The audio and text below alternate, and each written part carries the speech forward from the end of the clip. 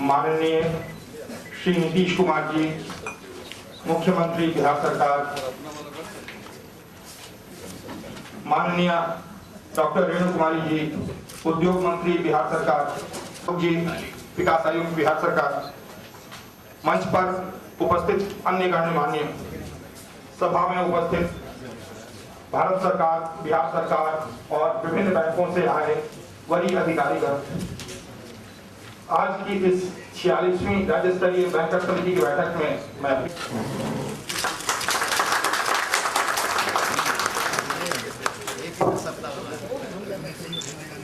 अब श्री राकेश शर्मा जी से अनुरोध करूंगा कि पुष्प देकर माननीय मंत्री का भी स्वागत करें।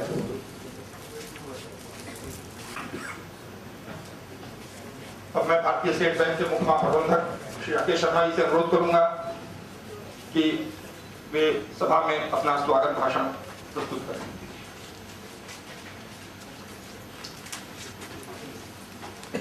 शर्मा अभी पिछले सप्ताह ही भारतीय स्टेट बैंक में मुख्य महाप्रबंधक के रूप में ज्वाइन किया है और मेरी भी ये प्रथम मीटिंग है। तो ये मीटिंग अटेंड करते हुए मुझे अत्यंत हर्ष का अनुभव हो रहा है। इस महत्वपूर्ण बैठक में आप सभी को मैं बैंकों ने सफलता पाई।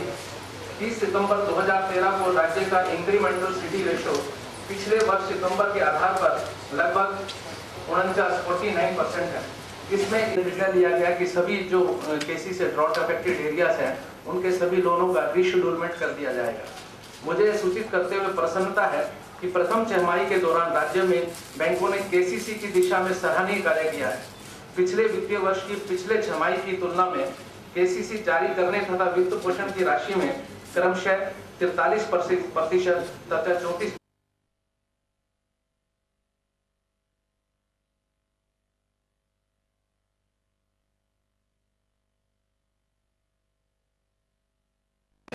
बैंकर्स कमेटी के आज के बैठक के उद्घाटन करता और सूबे बिहार के मुख्यमंत्री आदरणीय नीतीश कुमार परिणाम तक पहुंच सकते हैं। मुझे आश्चर्य होता है कि बार बार दोहराया जाता है कितना हमने क्रेडिट कार्ड बना दिया, इतना क्रेडिट कार्ड अभी इस कैलेंडर ईयर में कैलेंडर ईयर ही नहीं फाइनेंशियल ईयर में लगातार मैं तीसरी बार स्टेट लेवल बैंकर्स समिति की मीटिंग में भाग ले रहा हूं। पहली बैठक राजगीर में हुई जिसमें वित्त मंत्री सीपी चिदम्बरम साहब आए थे। दूसरी बैठक अगस्त महीने में पटने में हुई और ये तीसरी बैठक है। पहली बैठक काफी उपयोगी थी और वो इंटरैक्टिव थी। उसमें इस प्रकार से कोई भाषण नहीं हो रहे थे बल्कि सीधे बातचीत हो रही थी और कई निर्णय लिए। मुख्यमंत्री ने दिशा निर्देश दिया, हमने अनुरोध किया था और फिर जब अगस्त महीने की बैठक हुई तो उसमें उन बातों पर आगे चर्चा की गई और आज फिर उसकी समीक्षा के लिए सब लोग इकट्ठा हुए। 3 महीने पर एक बार बैठक होती है और ये सिलसिला लंबे काल से चला आ रहा है। 46वीं बैठक हो गई। ऐसा नहीं है कि बैठकों का फायदा नहीं, हम लोग निरंतर जिन विषयों पर जोर डालते हैं उसमें प्रगति हो रही है। जब करना की प्रगति नहीं हुई है सही नहीं होगा, चाहे वो क्रेडिट डिपॉजिट रेशियो का हो या अन्य प्रकार के मसले हो, वित्तीय समावेशन का मसला हो या दूसरे मसले हो, चाहे किसान क्रेडिट कार्ड हो या एजुकेशन लोन हो या उद्यमियों को ऋण देने का प्रश्न, प्रगति अवश्य। लेकिन हमें बहुत आगे अभी जाना है, क्योंकि सीडी रेशियो जहां देश में औसतन 78% है, यानी 80% के करीब है, और हमारे राज्य में 40% हो, तो अभी बहुत दूरी तय कर दी। अभी जहां देश औसतन खड़ा है, इसमें हम भी शामिल हैं, उसको कम करने में हमारा योगदान है। जब हम औसत लेंगे तो बिहार को छोड़कर औसत तो लेंगे नहीं, जब एवरेज लेंगे तो बिहार को भी शामिल करें। अगर बिहार को शामिल कर लीजिए तो जीडीपी के रेशियो का औसत और बेहतर दिखाई पड़ेगा। तो अभी हम आधे पर भी नहीं खड़े, तो आगे जाना है, इसके लिए योजना बनानी पड़ेगी। अब पिछली बार या पिछले साल की बैंकर्स कमेटी की मीटिंग में हम लोगों ने प्रश्न उठाया था, और एक यहाँ भी हम लोगों ने जानकारी दी थी कैसे फूड प्रोसेसिंग सेक्टर ऋण नहीं दिया गया, उदासीनता बरती गई, और वो फिर बिहार के बाहर से उन्होंने ऋण सैंक्शन कराया।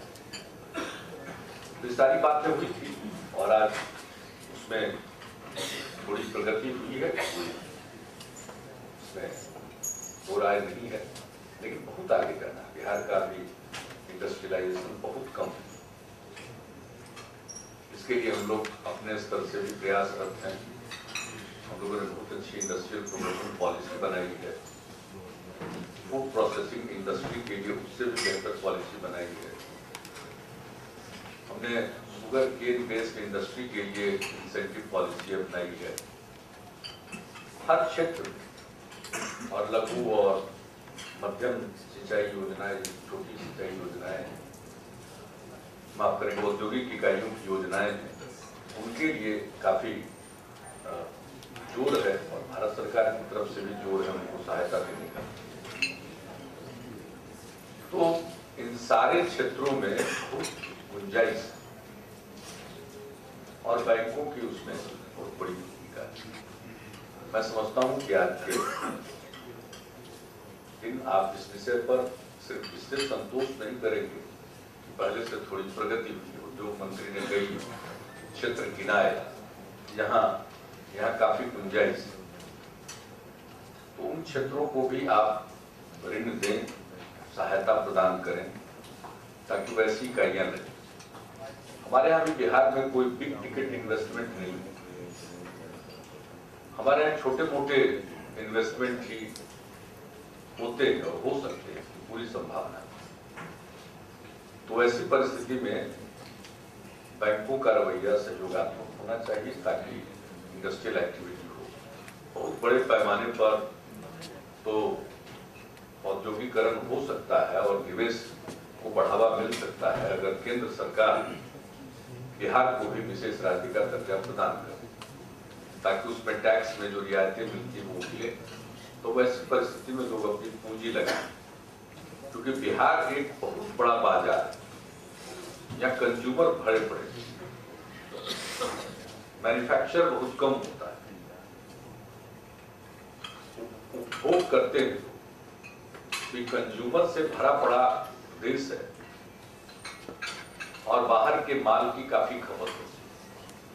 और धीरे धीरे बिहार में भी एक मध्यम वर्ग का उदय हो रहा है। तो वैसी स्थिति में नाना प्रकार की चीजों की मांग यहाँ के बाजारों में बढ़ रही है, और उस प्रकार से एक अच्छा खासा बाजार अगर रियायत मिलेगी तो बहुत सारे औद्योगिक घरानों को यह लगेगा कि यहाँ ही उत्पादन इकाई लगाना बेहतर है, ज्यादा मुनाफा देने वाला होगा। तो ये एक अलग प्रश्न है, वो यहाँ से जुड़ा हुआ प्रश्न नहीं है। लेकिन फिलहाल जिस प्रकार के निवेश हमारे यहाँ, अब चीनी उद्योग में निवेश की पूरी संभावना, फूड प्रोसेसिंग में और ज्यादा निवेश की संभावना है, एग्रीकल्चर बेस्ड इंडस्ट्री में। तो इन चीजों में अगर आप देंगे, लोगों को मदद देंगे, तो मैं समझता हूं कि उससे रोजगार के अवसर भी उत्पन्न होंगे, लोगों की माली हालत में भी सुधार। तो एक तो मेरा अनुरोध है कि इस दिशा में आप निरंतर प्रयत्नशील हैं, और इससे सीडी रेशियो भी इंप्रूव करें। बेहतर होगा। आप कभी कभी बताते हैं कि हमारे पास समस्या ये है कि हम कहाँ लोगों को मदद करें, ऋण देने में मदद करें। तो ये ऐसे उद्योग हैं जिसकी पूरी संभावना है, तो उसमें आप मदद कर सकते हैं। और ये मैसेज जाना चाहिए कि भाई यहाँ पर ऋण मिलते हैं यहाँ के बैंकों से, कोई कठिनाई नहीं। यूं तो सर्वेक्षण होता है तो पटना का अच्छा स्थान आता है कि जहाँ कोई बिजनेस शुरू करना चाहता है तो उसे कठिनाई कम होती है। उस दृष्टिकोण से जो सर्वे करने वाली राष्ट्रीय और अंतर्राष्ट्रीय एजेंसीज हैं उन्होंने पटना को एक बेहतर स्थिति में रखा, लेकिन राज्य सरकार की तरफ से जो उनको सहूलियत दी जाती है या फैसिलिटेशन का काम होता है, उसी प्रकार से अगर बैंकों के द्वारा उनको प्रोत्साहित किया जाएगा तो मैं समझता हूं कि एक बेहतर वातावरण बनेगा और आपके लिए उसकी एक संभावना होगी। एक हम लोगों का प्रिय विषय है, आप जानते हैं, शिक्षा ऋण। हमारी युवा पीढ़ी में था और किसी भी तरह की परीक्षा हो इस देश में बड़ी संख्या में बिहार के युवा पीढ़ी के लोग उत्तीर्ण, चाहे वो नौकरी के लिए परीक्षा हो या बड़ी संस्थानों में नामांकन के लिए, एडमिशन के लिए, तो लोग पढ़ना चाहते हैं, लेकिन माली हालत बहुत अच्छी नहीं है लोगों की। घर के लोग उतना खर्च वहन करने की हैसियत नहीं रखते। तो हमारे यहाँ एक बहुत बड़ी सोच, हम लोग सरकार की तरफ से विभिन्न तरह की सहायता लोगों को प्रदान करते हैं, लेकिन बैंक से ऋण मिलना चाहिए। और जब भी मैं आया हूं आपके बीच, हमने कहा अभी भी जो जनता के दरबार में, आप जानते हैं हर एक सोमवार को जनता के दरबार में मुख्यमंत्री कार्यक्रम होता है, महीने के पहले 3 सोमवार में, और जो दूसरा सोमवार है उसमें अन्य विषयों के अलावा शिक्षा पर बात सुनी जाती है। तो हम आज भी देखते हैं बच्चे आ रहे हैं, उनको थोड़ा गाइडेंस की जरूरत है। जब उनसे पूछते हैं कहाँ गए थे, आप तो बैंक से ऋण ले सकते हो।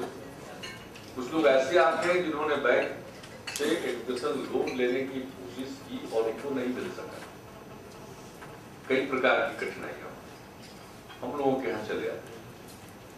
और कुछ ऐसे हैं जिनको मालूम भी नहीं।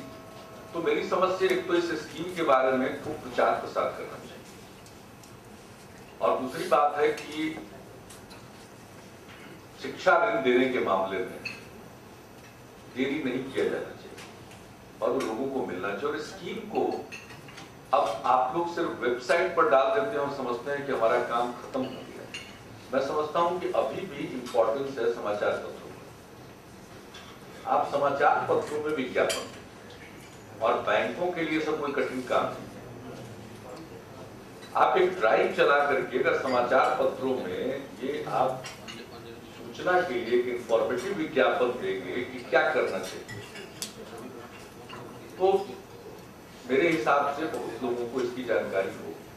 लोग काट करके रखते हैं इन चीजों, जानेंगे कहां से कि इस वेबसाइट पर उनको मिलना है।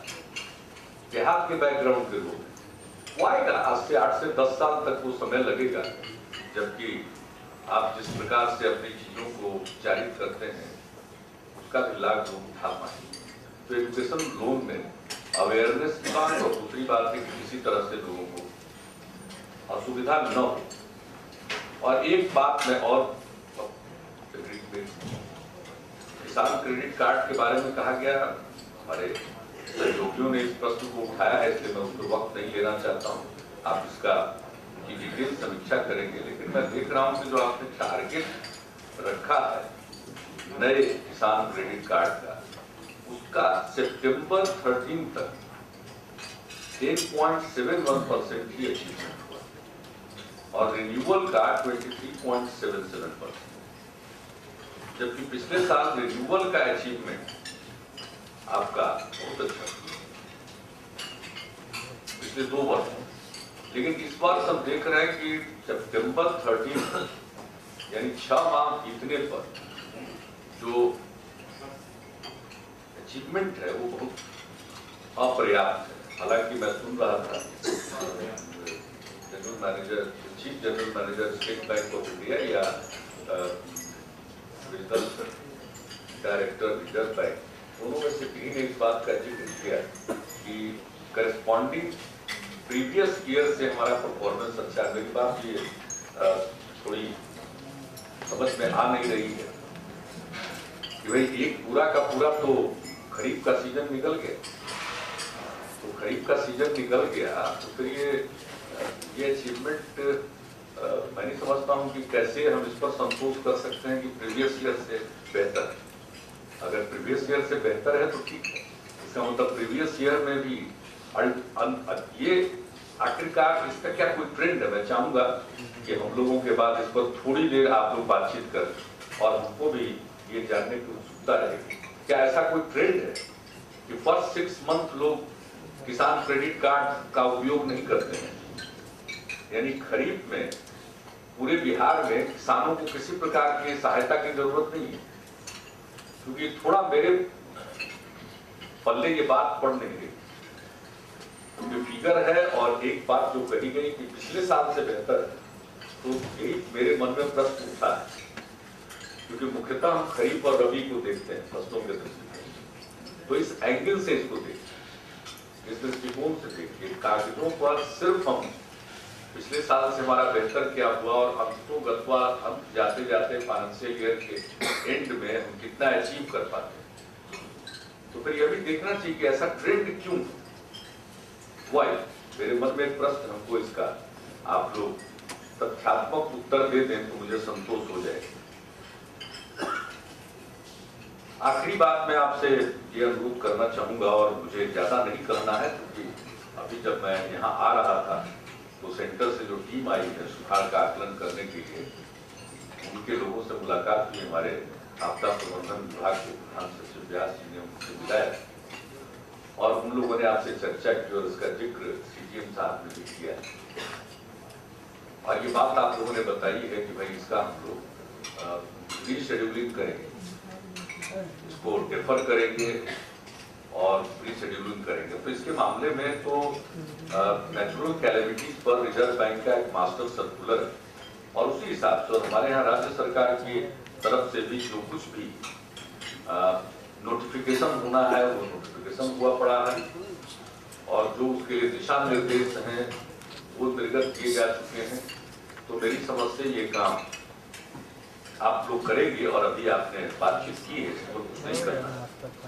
एक मेगा शिविर, ऋण शिविर लगाने की बात है जो 26 नवंबर को होगा। 15 नवंबर वाला तो आप लोगों को स्थगित करना पड़ा मुहर्रम के चलते, लेकिन 26 पर फोकस पूरा होना चाहिए और इसमें राज्य सरकार की तरफ से भी बहुत काम होंगे और बैंकों की तरफ से भी काम होने। तो मैं समझता हूँ कि अब जो भी फसल बीमा का भुगतान है, डीजल सब्सिडी का वितरण है, हमारे यहाँ डीजल सब्सिडी का वितरण भी होना चाहिए। तो एग्रीकल्चर प्रोडक्शन कमिश्नर भी बैठे हुए हैं कि मेगा ऋण शिविर जो हो रहा है इसके अचीवमेंट का, बैंकों का कितना काम हुआ मेगा ऋण शिविर में और राज्य सरकार की जो स्कीम्स हैं उनका कितना काम, ये पूरे के पूरे तौर पर इसका दस्तावेज रखा जाना चाहिए। और ये जो मेगा ऋण शिविर आप लोग लगाते हैं तो मुझे पूरा विश्वास है कि वीडियोग्राफी होती हो या नहीं होती। ये मेगा ऋण शिविर की वीडियोग्राफी होती है या नहीं होती, इसकी वीडियोग्राफी होनी चाहिए और ये वीडियोग्राफी से ही पता चलता है कि बीच में दलाल ऑपरेट कर रहा है या नहीं। अगर वीडियोग्राफी आप नहीं करा रहे हैं इसका मतलब अपने को धोखा दे रहे हैं। हम लोग कई प्रकार के शिविर लगाते हैं, जैसे इंदिरा आवास के पासबुक के वितरण के लिए शिविर लगता है, तो शिविर लगता है तो उसकी पूरी वीडियोग्राफी होती है और कई दलाल पकड़े जाते हैं और तुरंत उस पर FIR होता है उनकी गिरफ्तारी। तो अगर इस प्रकार के कैंप्स को आप पूरे तौर पर प्रचारित करके पहले से आगाह कर दिए, ताकि सबसे अच्छी बात तो है डर से भाग जाए, लेकिन कोई ठीक आ ही जाए तो अंदर जाए, वो अपना धंधा न करे। तो मेगा ऋण शिविरों की वीडियोग्राफी पूरी होनी चाहिए और जो मेगा ऋण शिविर हो रहे हैं इसके बारे में मैं मुख्य सचिव से भी कहूंगा कि ये बात कर लें डीजीपी से भी बात करने और मेगा ऋण शिविर के दिन पुलिस ऋण शिविर के पास उपलब्ध है, ताकि अगर कोई गिरफ्त में आते हैं दलाल महोदय तो उनको तत्काल पकड़ा जा सके, गिरफ्तार किया जा सके, उन पर FIR किया जा सके। क्योंकि हम सारी योजना बना तो जरूर लेते हैं, लेकिन जो सबसे बड़ी समस्या है वो है इम्प्लीमेंटेशन। योजना में कोई समस्या नहीं, जो भी समस्या है योजना के आइडिया में कोई समस्या नहीं, योजना के कंटेंट में भी कोई समस्या नहीं। समस्या कहां होती है? हम किसी भी योजना को जब क्रियान्वित करते हैं तो उसमें कहीं ना कहीं एक तो क्रियान्वयन का जो प्रोसेस है उसी में हम गुंजाइश छोड़ देते हैं, ताकि कोई चाहे तो इधर से उधर कर सके। तो इसलिए उसके प्रोसेस को देखना और पूरे तौर पर इम्प्लीमेंटेशन को देखना, क्योंकि हम डीजल सब्सिडी का भी वितरण करेंगे, हम देख रहे हैं कि ये किसान क्रेडिट का भी वितरण करेंगे, नए ऋणों का पुनर्गठन पुनर्निर्धारण ये सब करेंगे, कृषकों को स्मार्ट कार्ड देंगे, ATM कार्ड देंगे और फिर फसल बीमा का भुगतान होगा। फसल बीमा में कई प्रकार की कुछ समस्याएं कुछ जगहों की आई है, हमारे सहकारिता विभाग ने चिन्हित किया है। अब ये जो बीमा एजेंसी है, हमारे सामने जो प्रश्न आया, लोग आते हैं जनता के दरबार में अपनी शिकायत लेकर, तो उस मामले में जब सहकारिता विभाग के अधिकारियों से पूछते हैं तो एक आश्चर्यजनक बात की जानकारी मिली कि जिनका फसल बीमा किया गया है उसकी सूची भी बीमा एजेंसियों ने नहीं रखी। भाई ये एक्सेप्टेबल चीज नहीं हो सकता। हम किसी का बीमा कर रहे हैं तो उसका लिस्ट तो अपने पास होना चाहिए, एजेंसियों के पास होना चाहिए। तो ये क्या प्रॉब्लम है? यही है प्रोसेस। इम्प्लीमेंटेशन का जो प्रोसेस है उसमें हम फ्लॉ त्रुटि छोड़ देते हैं। तो हमें इम्प्लीमेंटेशन के प्रोसेस को ठीक करना पड़ेगा। उसकी जो प्रक्रिया है क्रियान्वयन की, उसको अपनी तरफ से फुल प्रूफ बनाने की कोशिश करते हैं। फिर भी कोई ना कोई त्रुटि रहेगी तो अनुभव के आधार पर उसको और सुधारेंगे और अंत में उसका इम्प्लीमेंटेशन, फाइनल प्रोडक्ट डिलीवरी आप कर रहे हैं, दे रहे हैं, तो उसको देखिए आप ऋण शिविरों में आएंगे कौन, जो ऋण शिविर में आ रहे हैं उसके पहले की क्या तैयारी होगी, प्रोसेसिंग क्या होगी, क्या इसके बारे में कभी कुछ ध्यान दिया गया? तो मैं समझता हूं कि APC और वित्त विभाग के प्रधान सचिव और chief general manager state bank के लोगों को तत्काल आज की इस मीटिंग के बाद बैठना चाहिए। भाई हमने मेगा ऋण शिविर का ऐलान कर दिया, तो उस ऋण शिविर के पहले जो लाभार्थी पहुंचेंगे हमने क्या तैयारी की? एक ऋण शिविर लगा दिया, बोर्ड लगा दिया, प्रचार कर दिया, उतना ही पर है, या वाकई जो आएंगे उसके पहले क्या प्रारंभिक काम करें और वो प्राथमिक काम कौन करेगा? जैसे आपने कह दिया डीजल सब्सिडी का वितरण करें, तो किस स्टेज पर आकर के हुआ है, कौन से स्टेज पर उस मेगा ऋण शिविर में? क्या वो अपने क्लेम को लेकर के आ जाएगा और आप उसका डिस्पोजल करेंगे वहां, या उसके पहले सारी प्रोसेसिंग हुई पड़ी रहेगी, सिर्फ पैसे का वितरण वहां से होगा? ये ऐसे इशूज हैं कि इसको अगर आप ध्यान नहीं देते हैं तो इसका मतलब है कि ये ऋण शिविर दिखावे का, ये इफेक्टिव नहीं हो सकता। तो मैं ये चाहूंगा कि सारे अधिकारी बैठे हुए हैं, मेगा ऋण शिविर बहुत अच्छी चीज है, बहुत अच्छा कंसेप्ट है, सार्वजनिक रूप से सबके सामने हम किसी चीज का वितरण कर रहे हैं, गुंजाइश जो हम बता रहे हैं, हम लोग इसमें काफी राज्य सरकार के विभिन्न विभागों को इसमें काफी अनुभव है। अब जैसे हम स्कॉलरशिप की राशि बांटते हैं, अब आप सब बैंक वाले बैठे हुए हैं, लोगों ने तो शुरू किया था भाई लड़कियों को पोशाक देने की योजना, तो सोचा था कि सबका अकाउंट खुल जाएगा और वहां हम अकाउंट में पैसा डाल देंगे और उसके गार्जियन उसका पैसा निकलवा कर पोशाक सिलवा देंगे, लेकिन ऐसा हुआ नहीं। ऐसा हुआ नहीं तो अल्टीमेटली फिर हम उससे विड्रॉ, और हम लोगों ने एक डेडिकेटेड डे पर इन सब चीजों का वितरण करना शुरू किया कि कोई जनप्रतिनिधि, एमपी मिल जाए, एमएलए मिल जाए, एमएलसी मिल जाए, मुखिया जी हो, कोई भी, और या इंपॉर्टेंट आदमी, पूरे गांव में कोई व्यक्ति अगर रिटायर्ड है, सरकारी सेवा में रहा है, या कोई व्यक्ति या बुजुर्ग, उसकी मौजूदगी में सब चीज बांट। साइकिल का पैसा बढ़ जाता है बहुत अच्छे ढंग से, लीकेज की शिकायत नहीं, शौकिया शिकायत करने वालों की बात नहीं कर रहा हूं, रियली कॉन्क्रीट ठोस कोई शिकायत नहीं, वो बढ़ रहा है। पूरे साइकिल का पैसा लड़कियों को, लड़कों को मिलता है, आपको पोशाक का पैसा मिलता है, ये सारा पैसा हम लोग बंटवा देते और एक पखवाड़ा के रूप में सब चीज देखना है कि 75% अटेंडेंस लिस्ट बनी हुई है, उनको बांट। तो अगर उसकी तैयारी पहले से हो तो ये ऐसा नहीं है कि शिविरों के माध्यम से काम का तजुर्बा अच्छा है। तो इसके बारे में चाहूंगा कि इस पर थोड़ी चर्चा आप लोग उसके प्रोसेसिंग पर कर लीजिए और किन लोगों को किस स्टेज में क्या कागज लेकर आए, और दूसरा वीडियोग्राफी कराइए ताकि बीच का कोई आदमी चला ना आए, दलाल तबका। तो किसान क्रेडिट कार्ड का 3 साल पहले हम मुजफ्फरपुर के एक वाकया का उल्लेख कर चुके हैं। कितने लोग बदल चुके होंगे, स्थानांतरित हो चुके होंगे, लंबा पीरियड हो गया, पता नहीं, एक आध आदमी कोई कॉमन होंगे तो। और जो मुजफ्फरपुर में किसान क्रेडिट कार्ड के घपला में पकड़ाया के बाद जान लीजिए, लोग कहते हैं कि भाई ये तो सरकार माफ कर ही देगी, ये तो मुफ्त का पैसा है, हम और आप बांट लीजिए। तो हम लोगों ने इस पर हर दृष्टिकोण से इस पर काफी सख्ती और निगरानी की थी। तो मैं उन बातों को मैं दोहराना आज नहीं चाहता हूँ, वो पुरानी बात हो गई और हम फिगर्स देख रहे हैं, उससे आप काफी आगे बढ़े, ये खुशी की बात है, उससे आप आगे बढ़े।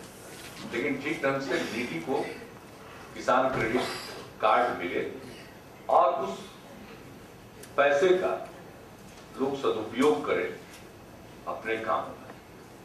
और फिर जो सूखा की स्थिति रही है और उससे जो प्रभावित इलाके हैं, वहां पर आप 10,000 रुपये का कंजम्पशन लोन भी आपको देना, मेरे हिसाब से तो आज बात हो गई होगी, इन विषयों पर बात हो गई है। तो इसको अगर इस मेगा ऋण शिविर के माध्यम से आप इफेक्टिवली, प्रभावी ढंग से क्रियान्वित करते हैं तो बड़ी प्रसन्नता की बात है। और हम और आप तो मिलते रहेंगे, हमारी जो चिंताएं हैं कुछ हम निरंतर बताते रहें, उसको समाप्त किया जाए। तो हम लोग चाहते हैं कि हमारा पैसा बैंक में है तो हमारे प्रदेश में भी लगे, ऐसा न हो कि पैसा बिहार का है, गरीब राज्य का, और लग रहा है दूसरे धनी इलाके। तो बहुत अच्छे एवरेज एक्टिविटी है जिसमें बिहार का लोअर सर्वे, लेकिन कहीं कहीं तो आप 100 से ऊपर भी देते हैं, तो कहां से आता है 100 से ऊपर? उनका अपना पैसा तो है नहीं। तो बिहार जैसे राज्य से निकाल करके, तो ये जो स्थिति है उससे छुटकारा मिलना चाहिए, उस पर हम लोगों का काफी आग्रह है। और बिहार के बच्चों को पढ़ने में सहूलियत मिले, एजुकेशन लोन, और फिर जो हमारा इंडस्ट्री का सेक्टर है, उस इंडस्ट्री के सेक्टर में आप करेंगे तो भले ही बड़ी पूंजी का निवेश न हो, लेकिन छोटी छोटी पूंजी मिल करके भी वो एक बड़ा आकार ग्रहण कर सकती, बूंद बूंद से घट भरे। तो इसमें आपकी बड़ी भूमिका होगी। और इन दिनों जो जिस प्राकृतिक आपदा से जूझे हैं, और यही नहीं, जब फाइलिन आया तो भी हमारे किसान प्रभावित हुए।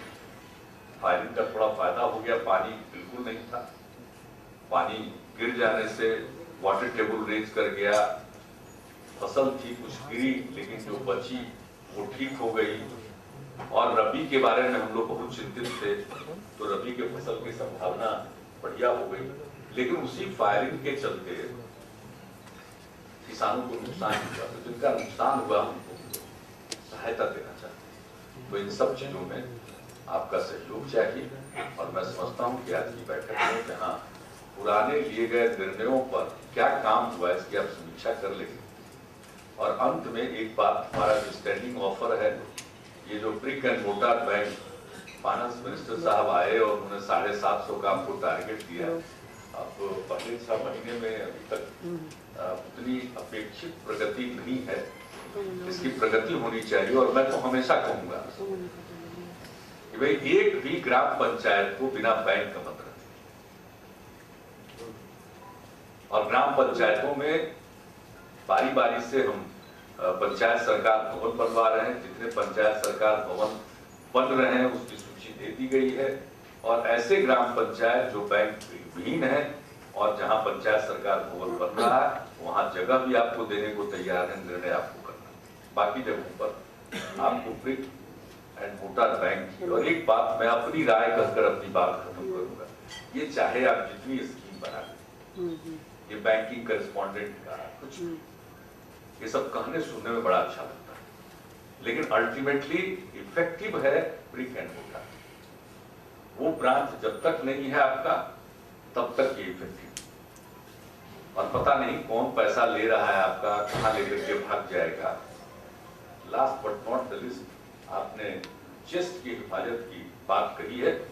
हमने मुख्य सचिव महोदय को कह दिया है कि आपके बैंकों के प्रतिनिधि, एक बार मीटिंग हम करवा चुके 5 साल पहले, बैंकों के में अपराध की कुछ घटनाएं हुई और उसमें कुछ गाइडलाइन तय पर।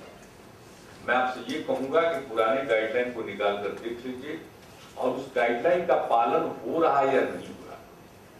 मुझको पुलिस वालों ने बताया है कई मामलों में गाइडलाइन का पालन नहीं होता है। आप एक जगह से चेस्ट दूसरी तरफ ले जा रहे हैं, पैसा नगद ले जा रहे हैं और लोकल पुलिस स्टेशन को खबर दी। जरा अपने अंदर भी थोड़ा अनुशासन एनफोर्स करने की जरूरत है और बाकी हम लोग पूरा सहयोग करेंगे।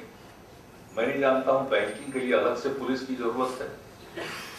अब बहुत साधन हो तो कुछ भी किया जा सकता है, लेकिन हमारे यहाँ तो साधन सीमित हैं और हमारे प्रायोरिटीज, और हमने लॉ एंड ऑर्डर के लिए और पीस के लिए हमने अपने राज्य में, और फिर जो 1 लाख की आबादी पर 125 पुलिस बल होना चाहिए, इस स्टैंडर्ड को, जो नेशनल स्टैंडर्ड है, उसको स्वीकार करते हुए हमने एक मुश्त 45,000 पुलिस मैन के पोस्ट सैंक्शन किए और उसी के हिसाब से करस्पॉन्डिंगली सब इंस्पेक्टर, क्योंकि एंट्री लेवल 3 होता है पुलिस फोर्स, कांस्टेबलरी में होता है, सब इंस्पेक्टर में होता है और डिप्टी सुपरिटेंडेंट ऑफ पुलिस के लेवल पर होता है।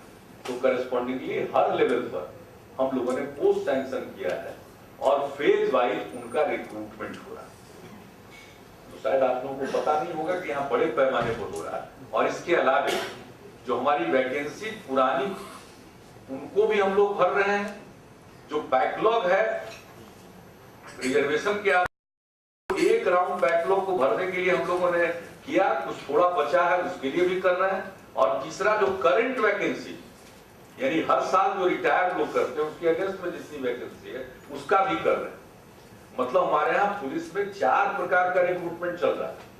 रिजर्व बैंक के रीजनल डायरेक्टर साहब, 4 प्रकार का भी पुलिस फोर्स में रिक्रूटमेंट चल रहा है।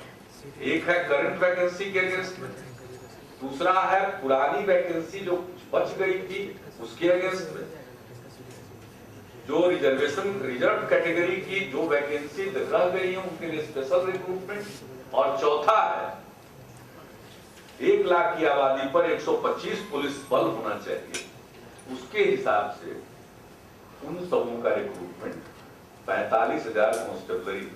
और हमने एक आपको बता दें, सब मेल ही मेल दिखते हैं, कहीं फीमेल तो बहुत कम दिखती है, लेकिन पुलिस में अब आगे जो हमारा रिक्रूटमेंट हो रहा है तो पुलिस फोर्स में आपको 35% महिलाएं दिखेंगी। इस देश में इतना कहीं नहीं है। 35% रिजर्वेशन हमने एनफोर्स कर दिया। और हमारे जितने रिक्रूटमेंट अब होने जा रहे हैं इस साल से, 22 मार्च को हमारा बिहार का स्थापना दिवस था, उस दिन हमने इसकी घोषणा की इस साल, और वो लागू हो गए, उसके रूल्स बन गए और जितनी वैकेंसी थे उसके हिसाब से ये तय हुई। और एक कितनी बड़ी चुनौती है आपको मालूम, पुलिस लाइंस में जब इतनी बड़ी संख्या में महिला आरक्षी होंगी या महिला सब इंस्पेक्टर्स होंगी तो उनकी ट्रेनिंग या उनके रखने के लिए, उनके आवासन के लिए भी इंतजाम जो करने पड़ेंगे, जिसका कैपिटल इन्वेस्टमेंट समझ रहे हैं। तो इसलिए जो यहाँ हो रहा है, जरा यहाँ की भी जानकारी रखा करें। और मैं नहीं समझता हूं कि बैंक को जो खास, जो संवेदनशील मामले हैं और उसमें सुरक्षा प्रदान करने के लिए किसी प्रकार से पुलिस बल की कमी होगी। लेकिन हाँ, मैं दोहरा कर एक बात कहूंगा, मेरे इंस्ट्रक्शन पर मीटिंग हुई थी आज से 5 साल पहले और एक गाइडलाइन बना था। क्या उस गाइडलाइन का पालन आपके नीचे के स्तर पर अधिकारी कर रहे हैं या नहीं कर रहे, इसको भी जरा देखिए। और अगर ऐसी आप समीक्षा करेंगे तो आपको ये नतीजे भी आएंगे कि भाई हमने फला पुलिस स्टेशन को इन्फॉर्म किया लेकिन पुलिस वाले नहीं आए। तो अगर ये आंकड़ा हमको मिल जाएगा तो फिर वो स्पेसिफिक आंकड़ा होगा और स्पेसिफिक आंकड़ों के आधार पर हम बिल्कुल टारगेटेड एक्शन कर सकते हैं। यूं ही कहने वाली बात है कि 138 चेस्ट हैं हमारे और वहां की सुरक्षा जनरल नहीं, इस तरह की बैठकों में 2 जनरल बातचीत हम लोग करते हैं। 20 स्पेसिफिक चीफ सेक्रेटरी से लेकर के सारे लोग हैं और अगली बैठक से ही हमने कह दिया है आप इसके कन्वीनर हैं और अगली बैठक से इसमें डीजीपी और होम सेक्रेटरी दोनों हम लोगों की तरफ से मुकर्रर रहेंगे, ताकि आपके इससे संबंधित कोई मसला हो तो इसको भी एक एजेंडा आइटम में डाल लीजिएगा। और ये पहले से अगर सर्कुलेटेड रहेगा तो उसके बारे में क्या रिस्पॉन्स है वो भी तैयार करके दे। मुझको जो बताया गया है वो दूसरा चित्र है, अब उसकी चर्चा करने से जरूरत नहीं है। अब कहाँ नहीं कुछ खराब तत्व होते हैं, किस जमात में ऐसी कोई जमात है जिसमें अच्छे और बुरे दोनों नहीं होते? तो उसको एक के बारे में कहते हैं कि हाँ इन सब घटनाओं के पीछे अंदर का भी हाथ है, ये कहने से क्या फायदा? अंदर वाला हाथ तो सब जगह दिख जाता है। इस देश में कोई ऐसा क्षेत्र है जहां कुछ गड़बड़ियों में अंदर का हाथ नहीं रहता? ये तो मनुष्य का स्वभाव है, उसको क्या कहते हैं। और कुदरत ने जो इंसान को इवॉल्व किया है उसमें अच्छाई भी दी है, बुराई भी दी। तो इस सबसे हम लोगों को जूझना पड़ेगा, लड़ना पड़ेगा और धीरे धीरे उस स्थिति को प्राप्त करेंगे। तो इन शब्दों के साथ आपकी ये बैठक उपयोगी हो और आगे बैंकिंग सेवाओं में न सिर्फ सुधार आया बल्कि इनका और ज्यादा विस्तार। बहुत बहुत धन्यवाद।